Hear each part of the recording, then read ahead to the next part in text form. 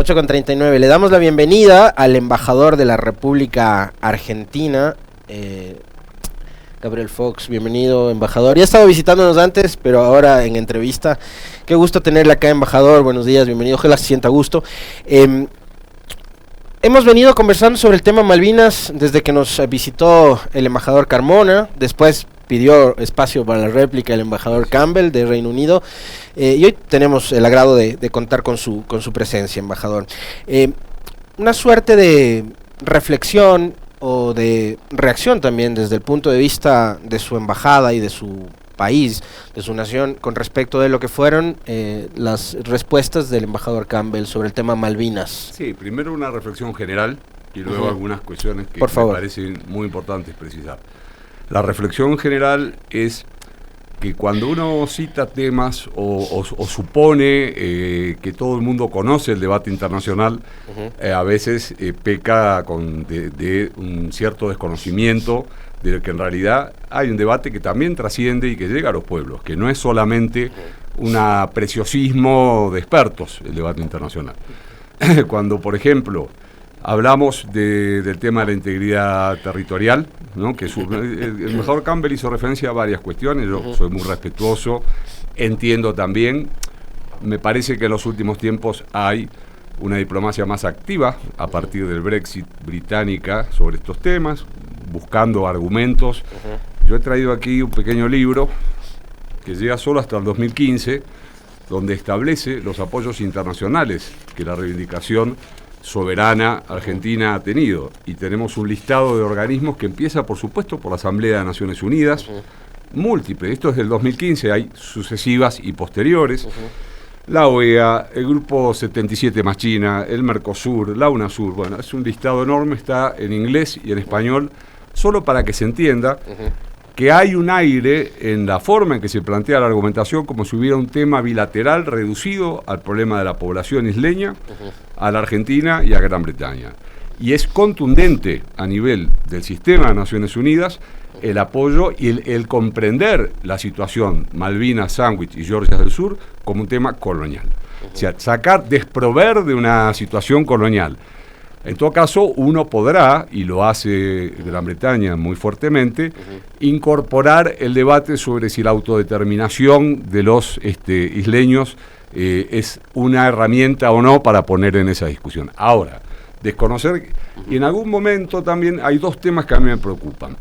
El primero es que se menciona el respeto a los derechos humanos en forma permanente, haciendo, yo creo, una subliminal homologación de la Argentina con la dictadura militar. Es decir, cuando se habla del respeto a los derechos humanos, y yo esto lo digo, son argumentos de debate, y yo comprendo los argumentos de debate, pero la Argentina sufrió la dictadura militar y sufrió cualquier persona de mi generación sabe lo que fue la dictadura militar, porque resistimos a ella, porque tenemos parientes y amigos y compañeros muertos por la dictadura militar y asesinados. Por lo tanto, hablar de que hay un país que respeta los derechos humanos y otro que en un momento, gobernado por una dictadura usurpadora, no los respetó, y mantener un hilo fino, difuso, sobre que eso se extiende sobre la actual historia 40 años después, no es un argumento válido. Y tendríamos que remontarnos también, digamos, si queremos hilar mucho más fino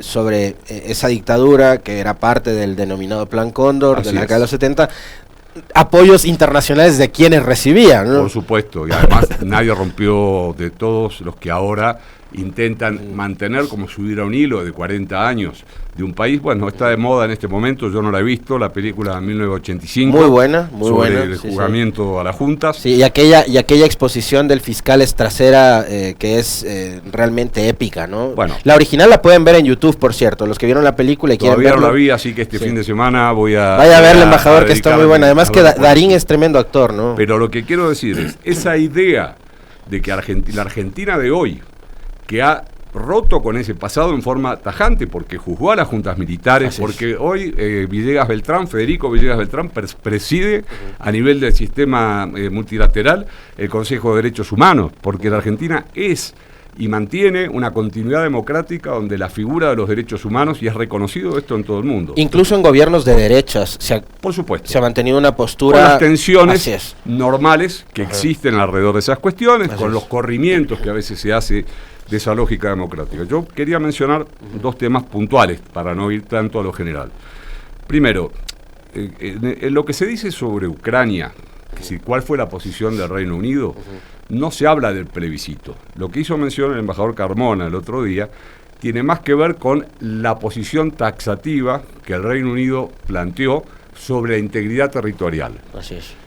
Y esa posición taxativa no es aplicada a un debate donde hay tomos y tomos que plantean que hay una cuestión territorial vinculada a la Argentina. Entonces, y hoy estamos hablando de Ucrania y Rusia porque es un tema coyuntural, pero también podríamos hablar del tema palestino con Israel, por ejemplo, y la postura del Reino Unido y de Occidente con respecto a ese tema. Entonces, lo que yo quiero decir es que a veces se tiran frases y yo por supuesto lo hago con esto con mucho respeto, entiendo que hay, insisto, lo que decía al principio, una ofensiva diplomática porque el Brexit, porque hay situaciones que plantean. Yo recuerdo que el tema de las islas de alguna manera estaba en la Constitución Europea hasta el Brexit, porque como habla de los territorios de ultramar, bueno, ahora no está más en la Constitución Europea porque Gran Bretaña ha dejado de pertenecer. Por lo tanto, entiendo también que hay como un ensimismamiento mayor en tener una postura diplomática firme y buscar argumentos. Ahora esos argumentos se caen solos, por lo mismo que decía, mire, sobre el tema de la población y del famoso plebiscito al que se hace referencia con el 99 punta de una población de 3.000 habitantes. Existe, es decir, la resolución 2065 de Naciones Unidas, la leo porque quiero ser preciso con esto, dice que Malvinas es un caso colonial. Eso es la resolución de Naciones Unidas. Multilateralismo a full. Se habló mucho también de la Carta de Naciones Unidas, y la Carta de Naciones Unidas si uno no aplica al conjunto de la Asamblea General, es de pensar que solo algún país puede interpretarla y que el resto de los países que votan en forma abrumadora algo en la Asamblea General no la comprenden. Es Naciones Unidas, no es UNASUR, no es un bloque de países de la región. Por supuesto que todos esos organismos regionales tienen, pero yo me estoy remitiendo a la Asamblea General.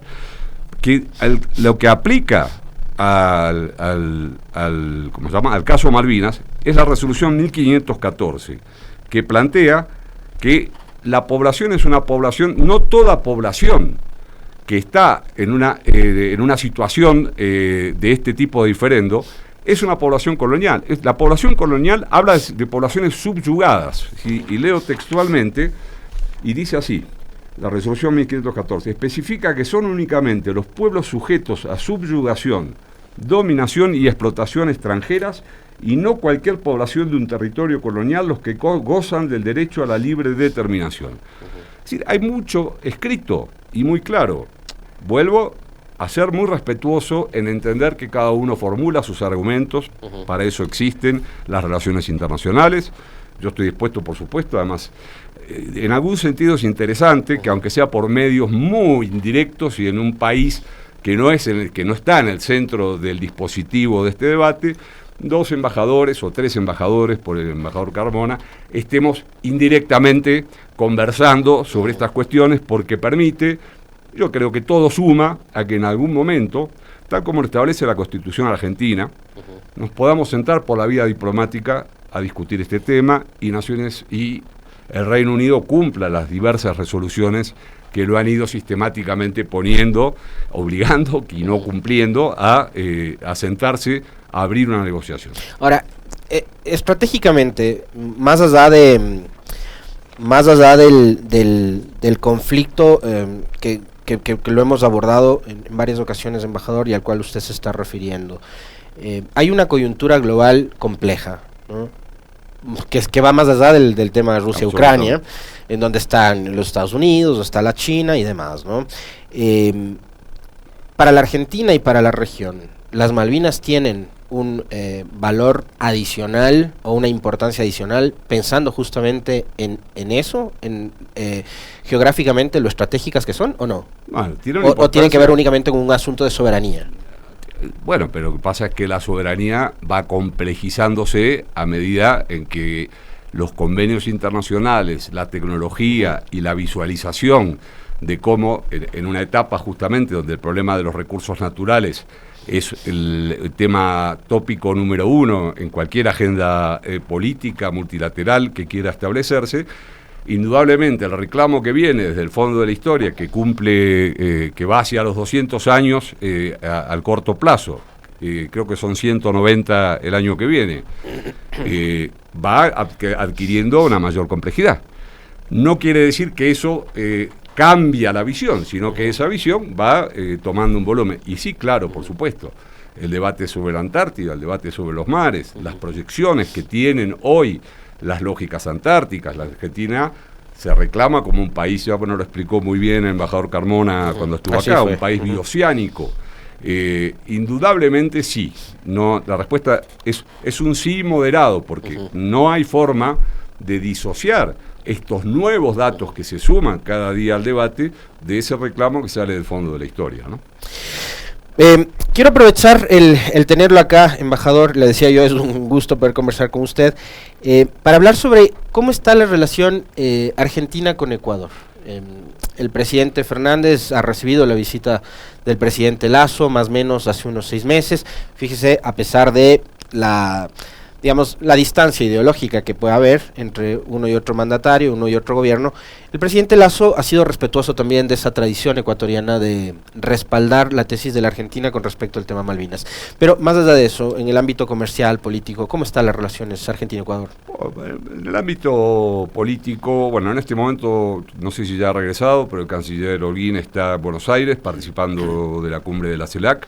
Sí que ha tenido una reunión con nuestro canciller en el día de anteayer, es decir, hay una relación permanente, de ida y vuelta, estamos, vienen funcionarios, van funcionarios, estuvo Carmona, es posible en pocos días que venga nuestro ministro de Cultura, Tristan Bauer, porque estamos terminando de cerrar, hay una interacción política permanente en todos los temas y en todos los niveles, con las lógicas situaciones que se van planteando. Hay en los temas comerciales ha habido un crecimiento grande. Estamos hace solo un par de años, el intercambio comercial era de alrededor de 500 y tantos millones. Creemos que vamos a terminar este año con más de 1.000 millones de intercambio, pese a que hay algunas complejidades. Todavía con Ecuador, en su momento, cuando se constituyó el Mercosur firmó con los países andinos un modelo de convenio, que es el ACE 59, y que los otros países andinos ya lo han renovado con el Mercosur, o en algunos casos en forma bilateral, y que establece algunas complejidades, por ejemplo, para el sector automotor, todavía, algunos sectores vinculados a este. Pero, bueno, en general, digamos, salvo esos temas, que son temas normales, yo creo que hay una prevalencia en la política actual de cerrar algunos acuerdos de integración que están en marcha.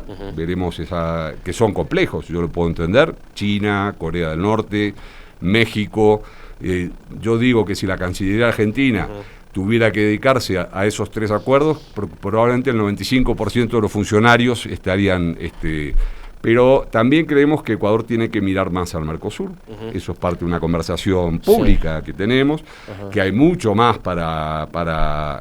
porque la integración política y la integración económica es fundamental, van de la mano. Así es. Hubo un intento para asociar a Ecuador ya de forma permanente al Mercosur durante el gobierno de Correa, recuerdo. Fue invitado Ecuador a una cumbre, me parece que en Montevideo, en Uruguay. No sé si se avanzó un poco más, como para que ya forme parte del bloque. No, eso está, bueno, la estrategia en este momento, por supuesto, bueno, eso es algo que deberá explicar mejor, por supuesto, la Cancillería local, pero más mirando hacia el Pacífico y hacia estos acuerdos de libre comercio, lo cual no quiere decir las relaciones, insisto, bilaterales e incluso el Mercosur con Ecuador son permanentes. Nosotros estamos todo el tiempo diversificando para que las cosas que nos traben no sean las cosas principales, ¿no? Es lo que uno busca en las relaciones internacionales y más entre países hermanos. Yo quiero decir, el domingo estoy invitado, por suerte, es el primer vuelo Buenos Aires, mejor dicho, Quito, Buenos Aires, Quito, que hace mucho que no tenemos vuelos directos. Hay más de 12.000 jóvenes ecuatorianos estudiando. Cualquiera que esté escuchando sabe que hay un joven ecuatoriano, pariente cercano, amigo, hijo de un vecino, o estudiando en la Argentina, no solo en Buenos Aires, sino en toda la Argentina. Nosotros creemos que hay que profundizar la lógica de integración. Hay muchísima tela para cortar en esta etapa.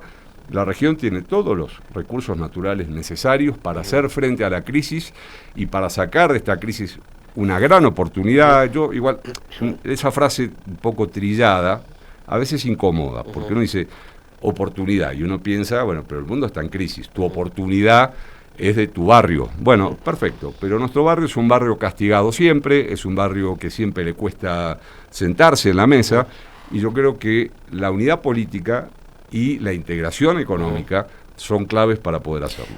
El otro día conversábamos justamente con un economista ecuatoriano sobre este tema, porque organismos multilaterales como el PNUD o la misma CEPAL prevén, digamos, un escenario complicado económicamente en 2023, a propósito de toda esta crisis global que estamos viviendo. Y este economista decía y hacía referencia justamente a esto que usted menciona, embajador, y ahí quería preguntarle también cuál es, digamos, la postura que tiene ahora la Argentina con el gobierno del presidente Fernández con respecto de la integración regional, porque nos decía Arauz, es mucho más complejo enfrentar una crisis o un escenario de crisis entre 33 republiquetas a enfrentar en bloque, ¿no? Como podía haber sido, no sé si la CELAC o UNASUR mismo, o ahora el que usted lo menciona también, el Mercosur, pero siempre en bloque, ¿no? Para tratar de contrarrestar los efectos de la crisis. ¿Cuál es la postura argentina? No, la postura es como si la hubieras descrito. El gobierno del presidente Fernández preside la CELAC en este momento.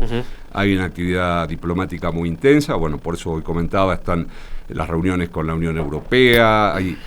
Lo cierto es que no hay un organismo rector en la región. Por supuesto existe la Organización de Estados Americanos, que tiene sus complejidades y que además participan los países del norte también, que es sin duda una zona más de debate y complejidades, insisto, que quizás una zona de integración, como en algún momento quizás se planteó, pero con una lógica muy lineal. En cambio, lo que en su momento fue la UNASUR y lo que ahora es la CELAC, entendemos que tiene una mayor flexibilidad para conseguir esto. No hay manera, es decir, el gobierno argentino y el pueblo argentino tienen la camiseta, y además está vinculado con Malvinas también esto, ¿no? En un hilo fino, que no, digamos, no quiero hacer una larga exposición, pero de la unidad regional y la unidad latinoamericana, y el concepto de la patria grande sellado a fuego en cada una de las acciones. Vamos, venimos, retrocedemos, tenemos nuestras dificultades, nada es simple, nadie hace un discurso y después del discurso la realidad se desarrolla ante sus ojos. Es una tarea día a día, eso, pero es la etapa de la unidad. Si no lo entendemos, y esperemos que además distintos movimientos tectónicos que se están produciendo en la región coadyuven a que esa unidad al menos sea posible. El 2023 va a ser un año muy difícil. Muy difícil. Salvo para los que festejemos la Copa del Mundo, que tendremos 3 meses de hándicap. Espero que seamos nosotros. Ya vamos a hablar sobre eso. Sí. Sí, la verdad es que, bueno, las fronteras son imaginarias, pero son fronteras finalmente, ¿no? Claro, a ratos, sí. Habló del Mundial el embajador Gabriel Fox, que está hoy con nosotros. Vale la pena preguntarle las expectativas que tiene el pueblo argentino con respecto de esta que va a ser probablemente la última Copa del Mundo que juegue Lionel Messi, que para muchos es el mejor jugador del mundo en la actualidad. ¿Cuál es? ¿Cómo están ustedes, incluso acá como comunidad argentina, preparándose para vivir esta fiesta? Bueno, Paco, sabrás que los argentinos, especialmente los porteños, son muy psicoanalíticos y apelan mucho, y hay una proporción de psicólogos y psicoanalistas por habitante muy grande. Así que voy a ser contrafóbico.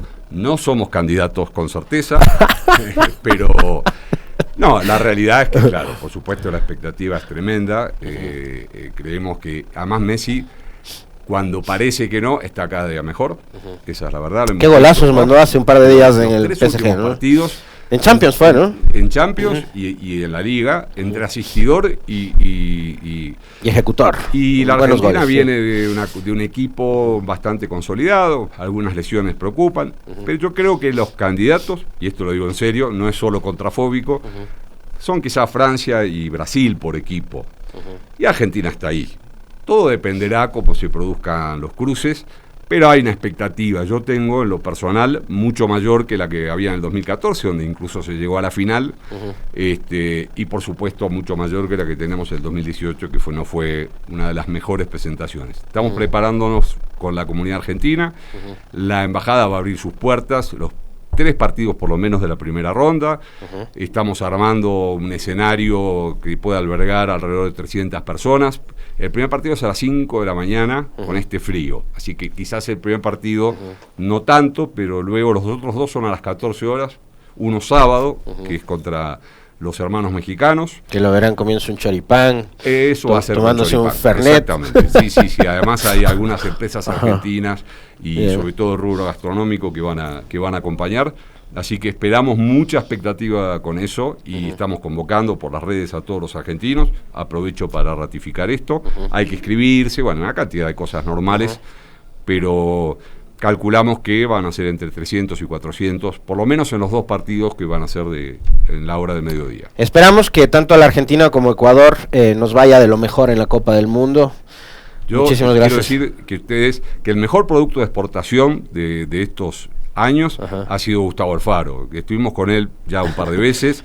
Él tiene mucha expectativa, es un hombre muy serio, ha tenido una cosa muy franca, muy amable con la embajada, que no dejamos de agradecerle, pero tienen un técnico serio. Sí, por supuesto. Veremos qué puede hacer, pero que es serio, bueno, y con un equipo joven, es una buena combinación. Le agradecemos a Gabriel Fox, embajador de Argentina en Ecuador, que ha estado visitándonos hoy, hablando sobre Malvinas, hablando sobre la relación que hay entre los dos países y también hablando sobre fútbol. Gracias, embajador, muy gentil. Muchísimas gracias.